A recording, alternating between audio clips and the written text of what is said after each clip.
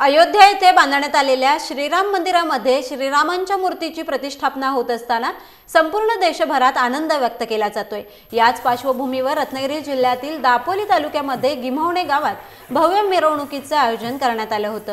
ही मिरवणूक अमृतेश्वर मंदिर ते दुबळेवाडीतील राम मंदिरापर्यंत काढण्यात आली। विशेष म्हणजे या मिरवणुकीमध्ये गावातील ग्रामस्थ तसेच प्रभू श्रीरामांची वेशभूषा केलेले लहान कलाकार सहभागी झाले होते। सकाळी निघालेल्या या मिरवणुकीमध्ये प्रभू श्रीरामांची पालखी वाजत गाजत निघाली। यावेळी सर्वत्र आनंदाचे वातावरण पाहायला मिळाले।